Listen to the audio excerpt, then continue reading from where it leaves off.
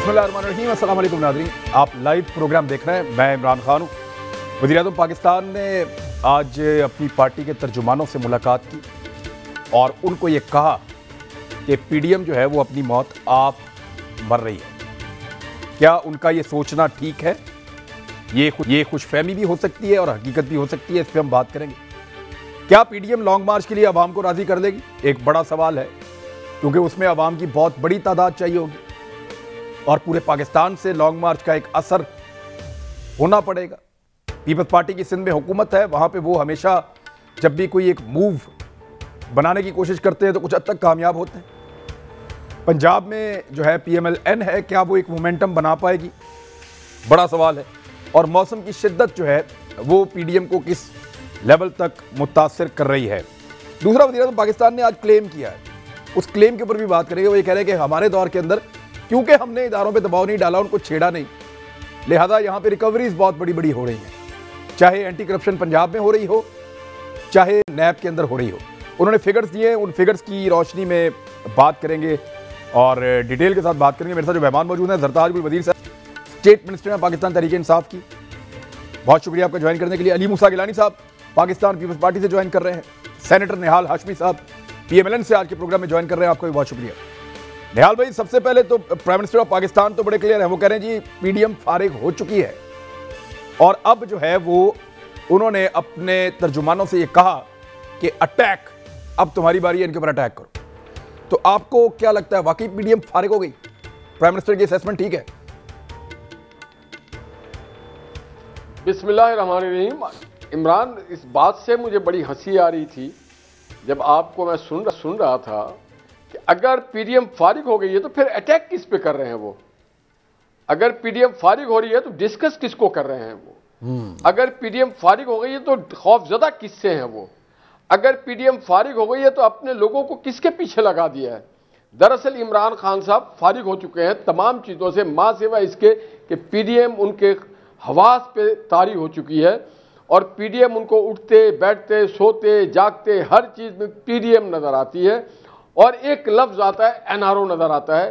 अब वो समझते हैं कि ये पीडीएम और पाकिस्तान की आवाम हमें नहीं देंगे एनआरओ, और वो अब ये समझते हैं कि पीडीएम आवाज बन चुकी है पाकिस्तानी कौम की, पीडीएम आवाज बन चुकी है स्टील मिल के मुलाजमीन की, पीडीएम आवाज बन चुकी है पीआईए के उन बरतरफ लोगों की, पीडीएम आवाज बन चुकी है महंगे रोटी की, पीडीएम आवाज बन चुकी है महंगे पेट्रोल की, चीनी की, पीडीएम आवाज बन चुकी है उन मरीजों की जिनके इस्तात नहीं है दवाई खरीदने की, पीडीएम आवाज बन चुकी है उन बेघर लोगों की जिनको इन्होंने घर देने का वादा किया था, पीडीएम आवाज बन चुकी है उन बेरोजगारों की जिनके रोजगार इन्होंने छीन लिया और जिनको रोजगार देने का वादा किया था, पीडीएम आवाज बन चुकी है उन मीडिया के लोगों की जिनकी आवाज को ये दबा रहे हैं। तो पीडीएम इन पे सवार हो चाहिए, वरना सरकारें अपनी ऑपोजिशन को डिस्कस नहीं करते हैं, नहीं कहते हैं अपने किराए के तर्जुमानों को, अपने किराए के कैबिनेट मेंबर को कि आप इसके पीछे पड़ जाएं, आप इसको तहस नहस कर दें।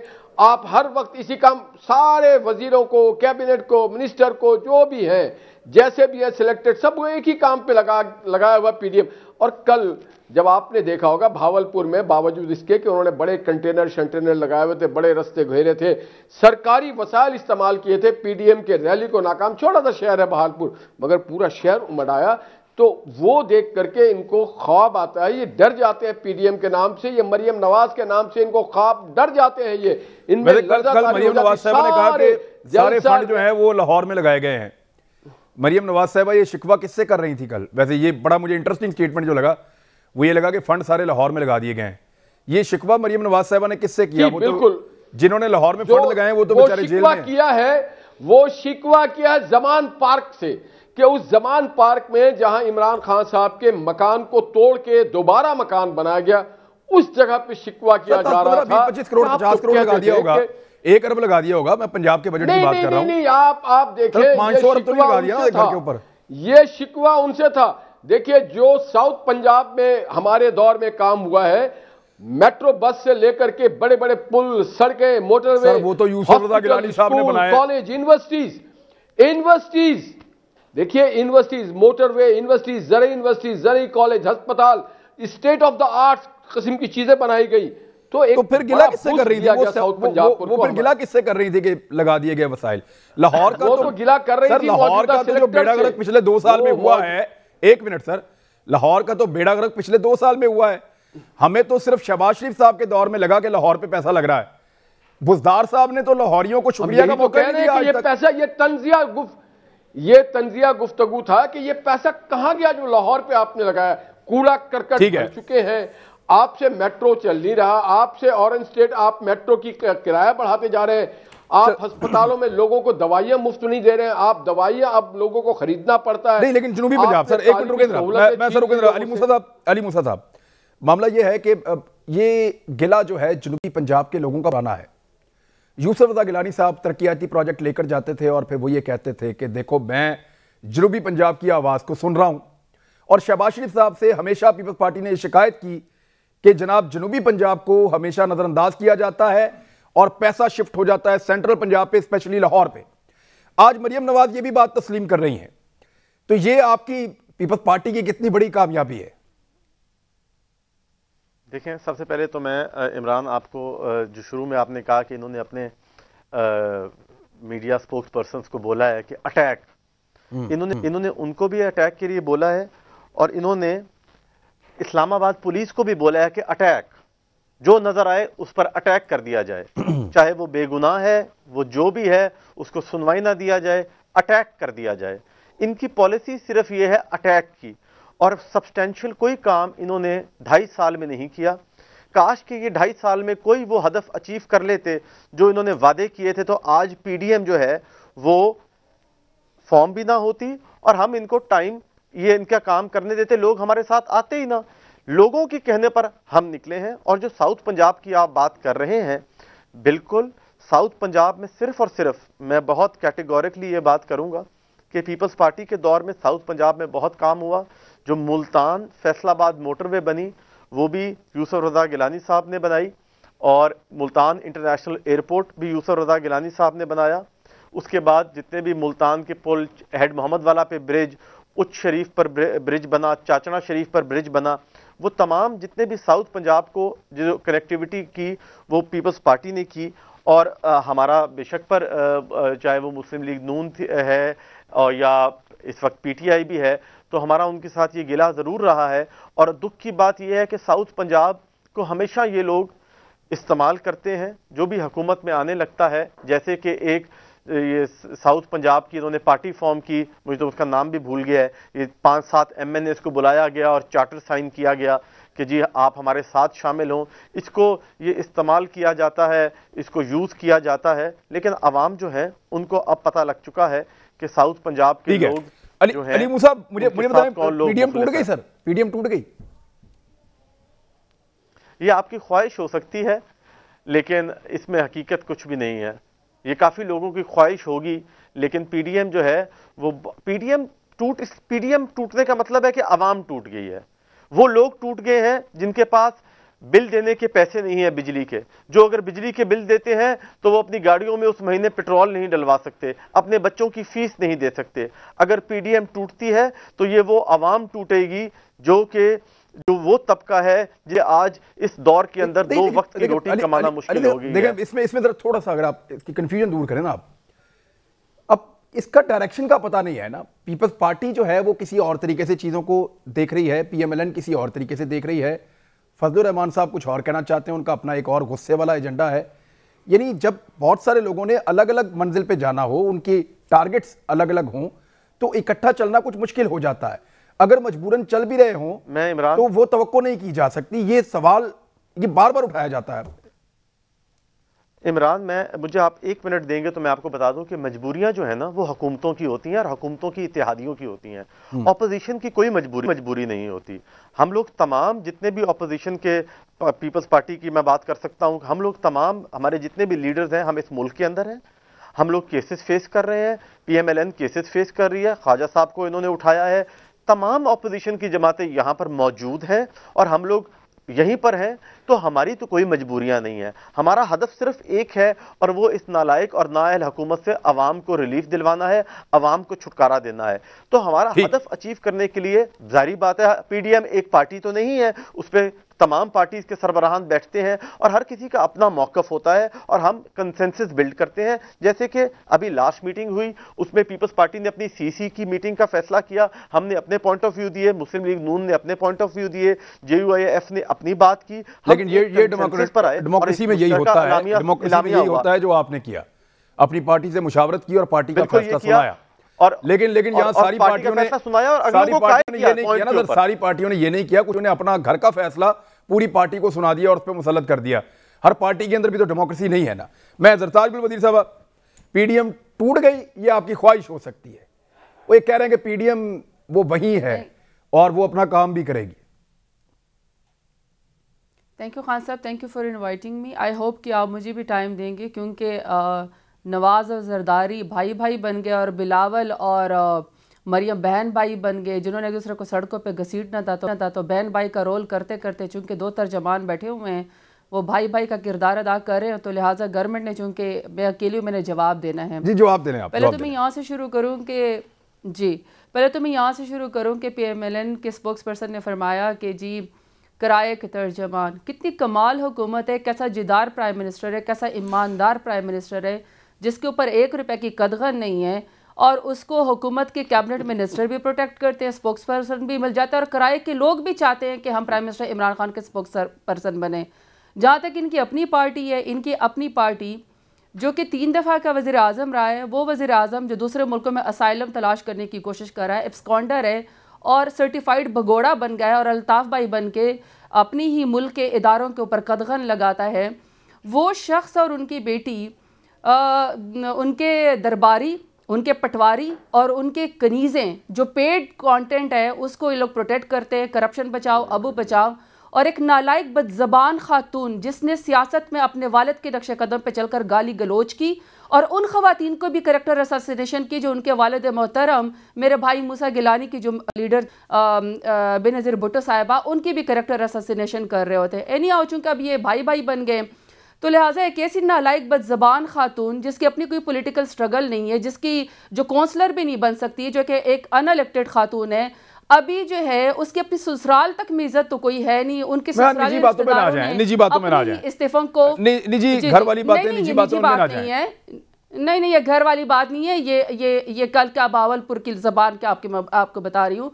तो एक खातून जो काउंसलर भी नहीं बन सकती है और जिसके ससुराल में भी इज्जत नहीं है, जिसके ससुराली रिश्तेदार ने स्पीकर के सामने इन्होंने कहा था कि वो वफा का पैकर हैं, वो रेत की दीवार बन गए और उन्होंने अपनी इस्तीफ़ा को जाली करार दे दिया।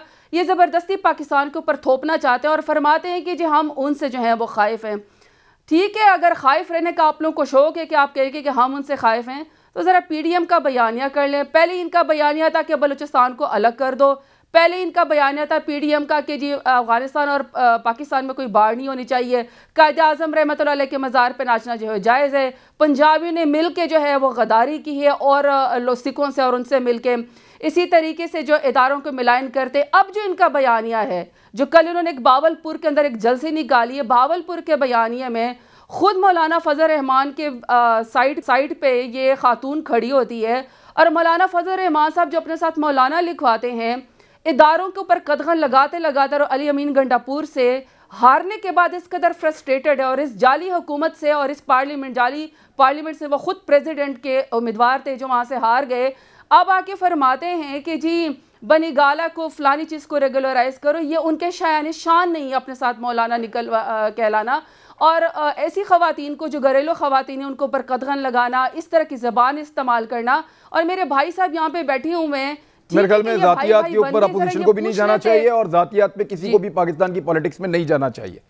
अब बात मुकम्मल करें। मेरे 2 सवाल है जी, मेरे 2 सवाल है खान साहब, मेरे 2 सवाल ये कि मेरे भाई साहब इनसे ये पूछेंगे कि जब आपके जरदारी साहब प्रेसिडेंट थे और आपने नवाज शरीफ की हुकूमत थी और आपने कहा था कि हमने बलूचिस्तान की हुकूमत गिराई, और आपके वालिद मोहतरम गिलानी साहब जो साउथ पंजाब से थे और वो प्राइम मिनिस्टर थे इलेक्टेड, उनके खिलाफ काला कोट पहन के जब नवाज शरीफ उनको वज़ीर आज़म की सीट से हटाने गए थे, तो आपने कभी इनसे सवाल किया कि इलेक्टेड प्राइम मिनिस्टर को हटाने का क्या अंजाम होता है? दूसरा, अगर आप आपस में फैसला कर लें, नहीं, वो ये कहते हैं कि वो इलेक्टेड थे ना, वो कहते हैं कि यूसुफ रज़ा गिलानी इलेक्टेड थे, इमरान खान साहब इलेक्टेड नहीं है, तो इसलिए इनको हटाने में कोई कबाहत नहीं है, उनको ये लगता है। हाँ, कबाहत तो नहीं है, लेकिन बात ये ना कि फर्ज करिए कहते हैं कि जी एक ही बात करते हैं एनआरओ, तो रिटर्न जो उन्होंने एनआरओ मांग लिया था फेटफ के कवानीन में कि भले पाकिस्तान ब्लैक लिस्ट हो जाए, भले पाकिस्तान का के खिलाफ जो एंटी स्टेट बयानिया है इंडिया का वो ठीक हो जाए और पाकिस्तान के ऊपर सैंक्शंस लग जाएं, लेकिन इनको एनआरओ मिल जाए, उससे भागने के तरीके या तो ये कि बंदरवाजों के पीछे पांव पकड़ते हैं। आपको ये कैसे लगता है कि पीडीएम टूट रही है? इसमें पूरे में ये जवाब नहीं आया कि आपको ये कब लगा और क्यों लगा कि पीडीएम टूट गई है या मर रही है अपनी मौत? देखिए क्विकली मुझे बताएं, ब्रेक लेनी। 3 पॉइंट है खान साहब जी, पीडीएम के 3 पॉइंट्स हैं। देखें पीडीएम के इनके रूए रवा है मौलाना फजल रहमान साहब। मौलाना फजल रहमान के खिलाफ खुद मौलाना शेरानी साहब और मौलाना शुजाउल मुल्क साहब और हाफिज अहमद साहब खुद एक और जो है जमीयतुल उलमा जो है वो बना चुके हैं और उसका वो ऑलरेडी प्रेस कॉन्फ्रेंस कर चुके, तो वो खुद टूट-फूट का शिकार हो गई है। पीपल्स पार्टी की जहाँ तक बात है वो खुद बाई इलेक्शन भी लड़ रही है, सेनेट का भी इलेक्शन लड़ रही है, वो तो और वो अपनी इस्तीफे भी देने को तैयार नहीं है। तो अगर सिंध की हुकूमत से वो इस्तीफा देने को तैयार नहीं है तो इस्तीफा देना किसने है? इस्तीफा क्या मरियम बाजी ने देना है? मरियम बाजी तो इलेक्टेड ही नहीं है, वो तो काउंसलर भी नहीं है। क्या मौलाना फजल रहमान साहब ने देना है? वो तो उसका हिस्सा ही नहीं है। या तो फिर मौली असदुल्ला साहब से वो बिस्मिल्लाह करें, या फिर बिलावल भुट्टो जरदारी साहब सिंध की हुकूमत से बिस्मिल्लाह करें, या फिर जो है जो मरियम बाजी दूसरों से इस्तीफे मांगती हैं चिन्योड़ के इन फैक्टर्स पे बात करते हैं ब्रेक के बाद। हमसे क्यों किस तरीके से इस्तीफा मांगती है? बिस्मिल्लाह हमने आपसे करवानी है ही नहीं जी। अच्छा, वो अभी भी ये कह रही है पीपल्स पार्टी के इस्तीफे आप ही दिलवाने। चलो मुझे एक ब्रेक लेना ब्रेक वापस आते हैं। फॉरेन अफेयर्स के अंदर एक आर्टिकल छपा अकील शाह का, उसको मरियम नवाज साहब ने लाइक किया है। क्या किसी ने पता आर्टिकल में क्या? ब्रेक के बाद आते हैं, उस पर भी बात करेंगे। वेलकम बैक नाज़रीन। जी अली मूसा गिलानी साहब, आप पहले रिप्लाई कर दें ताकि फिर मैं जो आर्टिकल वाला मामला है उसके ऊपर हम डिस्कशन शुरू करें। देखें, मैं सिर्फ इतनी बात कहूँगा कि ये जो माजी के अंदर जाकर बता रहे थे कि कौन कौन क्या करता रहा, और देखिए हम लोग अपने माजी से निकल चुके हैं, जैसे कि इमरान खान साहब को भी अपने माजी से अब निकल आए हैं। इनको अपना माजी अगर याद हो तो याद माजी अजाब है यार, अब छीन ले मुझसे हाफिजा मेरा, तो इनको भी ये भी अपने माजी से निकल आए। और हम भी माजी की नफ़रतें कदूरतें कि किसने क्या किया और क्या नहीं किया, हम लोग सिर्फ 1 पॉइंट एजेंडे पर हैं और वो अवामी एजेंडा है। 26% जो है वो पॉवर्टी रेट के अंदर बढ़ोतरी हुई है 2 सालों के अंदर। देखिए आज आप और मैं हम यहाँ पर टीवी पर बैठकर बातें एक दूसरे के साथ बदतमीज़ी कर हम लोग शोर शराबा तो ज़रूर कर सकते हैं और लोग वाह भी करेंगे कि जो कौन ज़्यादा बदतमीज़ी करता है, कौन ज़्यादा जुगते एक दूसरे को मार सकता है। हमें इससे निकलना है। देखिए जरताज गुल साहिबा एक इलेक्टेड मेंबर हैं, ये इलेक्शन लड़कर आई हैं, इनकी कॉन्स्टिट्यूंसी है। मैं यकीन के साथ कह सकता हूँ, ये थाने में भी बैठी हुई, मैंने इनकी तस्वीरें देखी हैं और मुझे बड़ी खुशी हुई कि ये अपने आवाम की खिदमत के लिए थाने पे भी चली गई। तो इनको पता है कि इन्होंने अगले वोटों का क्या हाल होना है। आज इनको लोग मिलने आते हैं, उनके पास इतनी फाइलें होंगी कि मेरे बच्चे को नौकरी लगवा दो।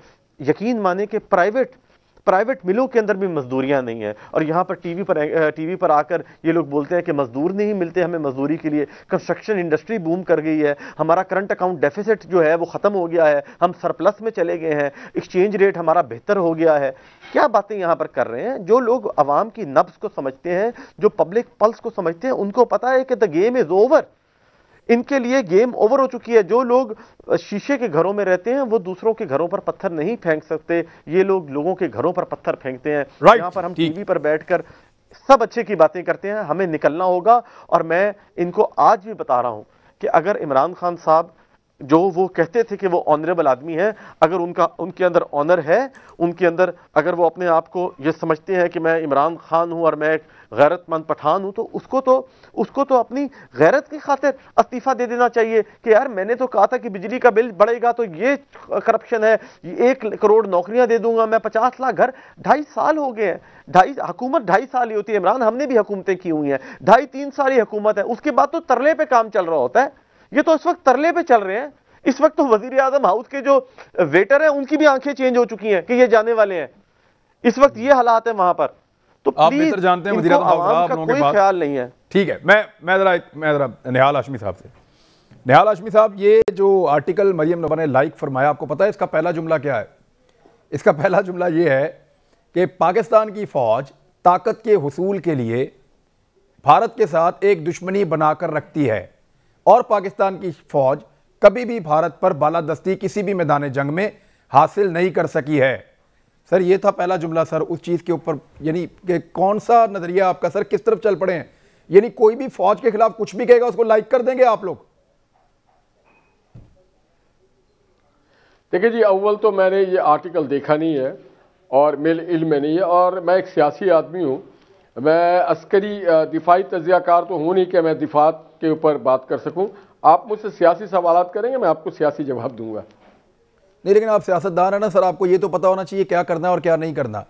यानी अब एक आर्टिकल ऐसा लिखा हुआ है कि मुझे मालूम है कि क्या कर रहा है, क्या नहीं कर रहा है। मैंने आपको कहा कि मैंने ना वो आर्टिकल देखा है इमरान खान साहब, ना मैंने उसमें लाइकिंग देखी है, ना मैंने उसको रिट्वीट देखा है। मेरे इल्म में नहीं है, तो जो चीज मेरे इल्म में नहीं है वो उस पर मैं I am reporting you sir. ऐसी लगेगा जो लोग ऐसे ही आपको रिपोर्ट कर रहा हूं जैसे जावेद चौधरी ने रिपोर्ट किया था चेयरमैन नैब वाला मामला। ऐसे ही रिपोर्ट कर रहा हूं जैसे रोजाना हम आटे की कीमत रिपोर्ट करते हैं।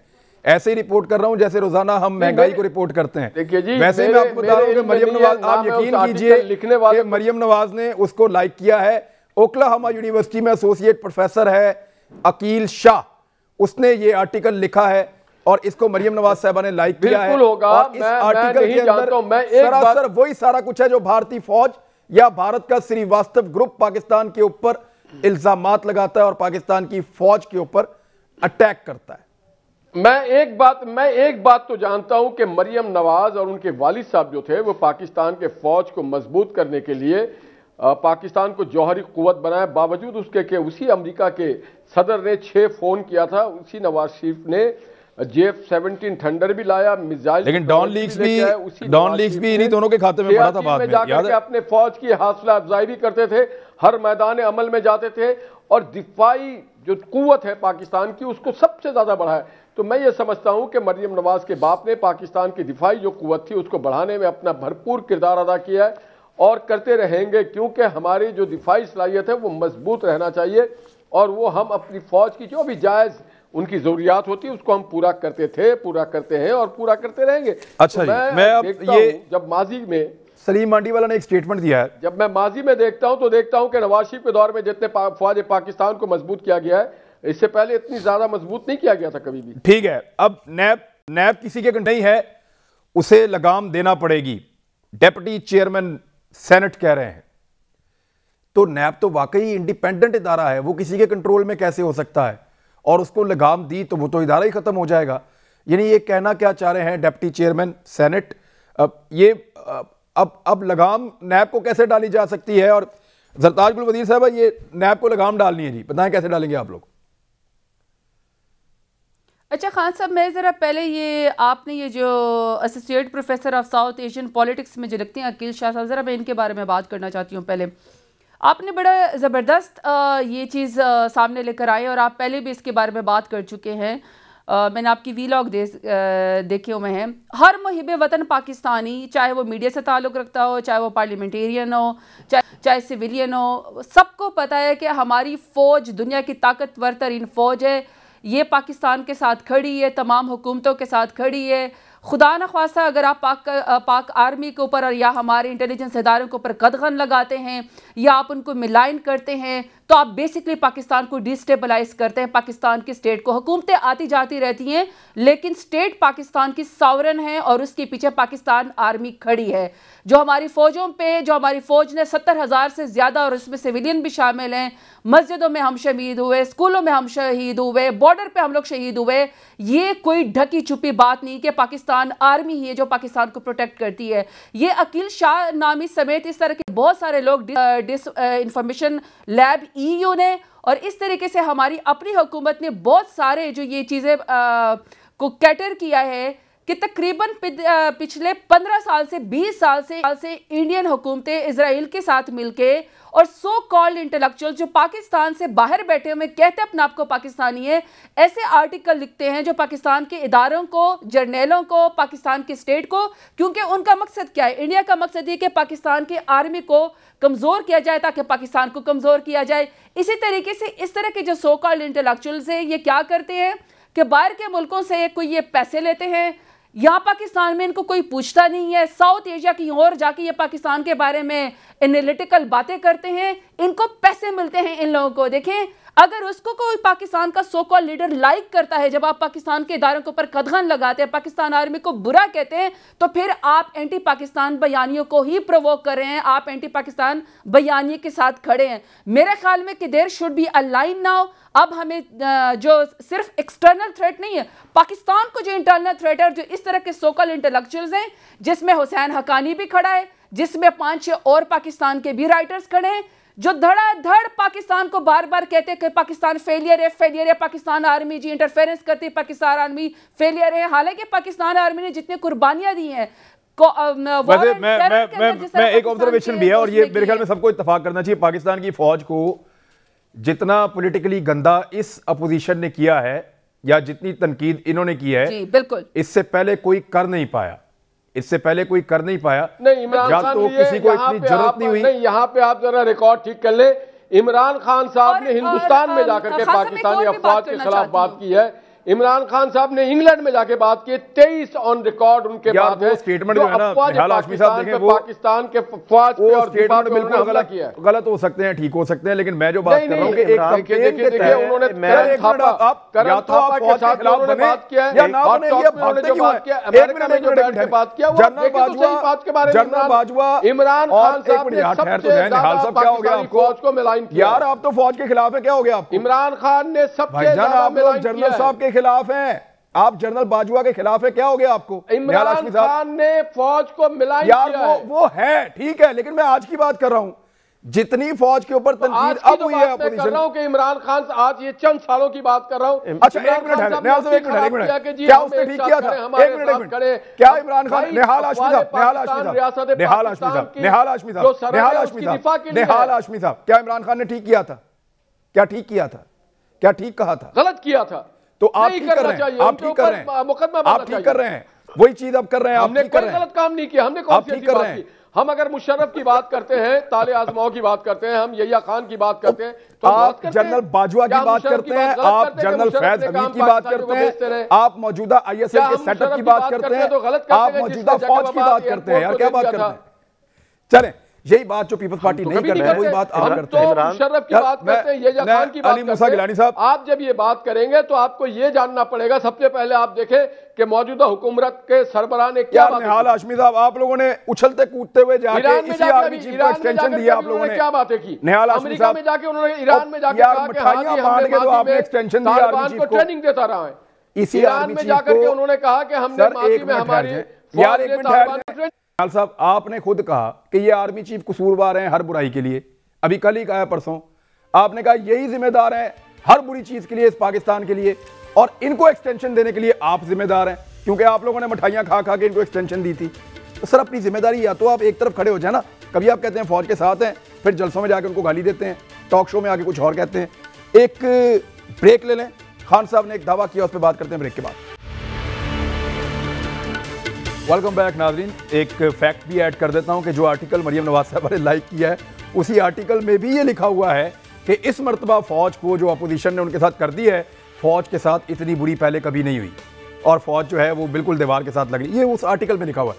मैं अली मूसा गिलानी साहब, इमरान खान साहब ने आज ट्वीट किया और ये क्लेम किया कि 2008 से लेकर 2018 तक पीपल्स पार्टी और PMLN के दौर में नैब सिर्फ 104 अरब रुपए रिकवर कर सकी, लेकिन पिछले 2 सालों में नैब ने जो रिकवरी की है वो 399 अरब रुपया रिकवर किया है, जबकि जो पंजाब का एंटी करप्शन है उसने शहबाज शरीफ के 10 साल में सिर्फ 3 अरब रुपए रिकवर किए हैं, जबकि इमरान खान साहब के इस दौर के अंदर यानी ये 27 महीनों के अंदर 200 से ज्यादा अरब रुपए वसूल कर लिए हैं, रिकवर कर लिए हैं एंटी करप्शन पंजाब ने भी। तो सर पैसे तो वो कुछ ना कुछ रिकवर कर ही रहे हैं, और आपसे उनकी कारकर्दगी इतनी बेहतर क्यों है एहतसाब के मामले में? देखिए मैं ये पूछना चाहता हूं कि ये किससे रिकवर किए हैं? नवाज शरीफ से किए हैं, आसिफ अली जरदारी से किए हैं। वो इमरान खान तो वो कहता था, उनके बारे में बात करता था। ये तो बिजनेसमैन है जिनको ब्लैकमेल करके ये पैसे ले लेते हैं, ये एक्सटॉर्शन मनी है, ये उनसे लेते हैं। जो एंटी करप्शन है उनको उन जिम्मेवारियां लगाई हुई हैं उनके ऊपर कि पकड़ो, इनके कब्रों के अंदर से भी इनके निकाल कर आओ इंतकाल जमीनों जायदादों के। देखिए जो हमारा रेवेन्यू सिस्टम है, इसमें बहुत सारा पैसा ब्यूरोक्रेट से आ रहा है। अब सिर्फ नहीं, जहां पर 2 पॉइंट्स हैं। बहुत अच्छी बात है इमरान खान ने रिकवरी इनके इस महकमे में रिकवरी की है, बहुत अच्छी बात है, लेकिन क्या हमें पॉलिटिकली जिन लोगों को इन्होंने मलाइन किया था, क्या उनसे हुई है रिकवरी? उनसे तो नहीं हुई रिकवरी। वो रिकवरियां कहां पर है?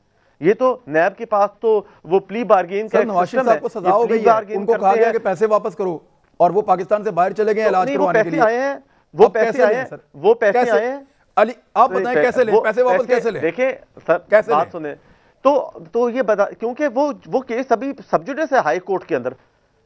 नैब पैसे कैसे वापस? वो तो चले गए, गिलानी को भी वो तो फेस नहीं कर रहे। नैब के अंदर तो यूसुफ, नैब के अंदर इमरान, एक सेकंड, नैब के अंदर एक निहाल साहब आप बिल्कुल जवाब दीजिएगा, नैब के अंदर यूसुफ रजा गिलानी साहब को भी सजा हुई थी, हाई कोर्ट ने उनको बरी कर दिया। सारी बातें मान लेते हैं, लेकिन मुझे बताएं क्या वो 399 अरब रुपए कैसे रिकवर कर लिए हाई कोर्ट? आप लोगों से कई गुना पैसा इतने थोड़े वक्त में।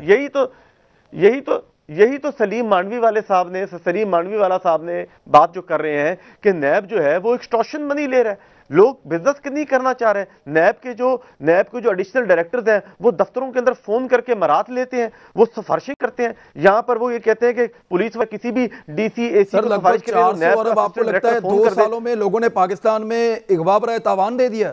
400 अरब रुपया दे दिया इमरान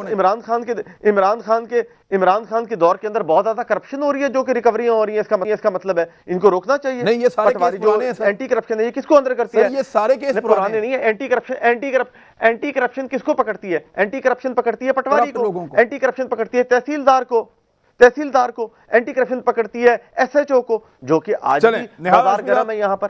इस वक्त आपको पता है इमरान साहब, आपको पता है इस वक्त पंजाब पुलिस के अंदर भर्ती हो रही है। आप अखबारें उठा के देख लें, आज सुबह से हाई कोर्ट में रिटें हो रही हैं। जिसको 60 नंबर आए हैं NTS के अंदर, उसको इंटरव्यू की कॉल नहीं आई। 46 नंबर वाले को इंटरव्यू की कॉल आ गई है। पंजाब पुलिस के अंदर क्या हो रहा है? ये क्या है जी? ये क्या है बताएं? मैं आपको ऑन रिकॉर्ड दिखा सकता हूं। मेरे पास जिसका 60 नंबर आया उसको नहीं बुलाया गया, 46 वालों को बुला लिया गया। ये जितना पैसा रिकवर हुआ है सारा एक्सटॉर्शन मनी है। और दूसरा मैं आपको ये बताना चाहता हूं कि सुप्रीम कोर्ट ने भी नवाज शरीफ साहब के पनामा केस में नाम ना होने के बावजूद उन्होंने जो मुकदमा चलाया उसमें पैसे का कोई करप्शन की बात नहीं, इकामा पे उनको फारिग किया गया। और फिर 3 केसेस चले उनके, 3 केसेस चले ATC में, किसी में भी आपको बताया कि वो केस अलग था, करप्शन का केस अलग था। नैब का कानून है वो करप्शन है, मनी लॉन्ड्रिंग में नवाज शरीफ साहब को सजा हुई है, वो करप्शन है, नैब का कानून कहता है। जी सरताज गुल वजीर साहब।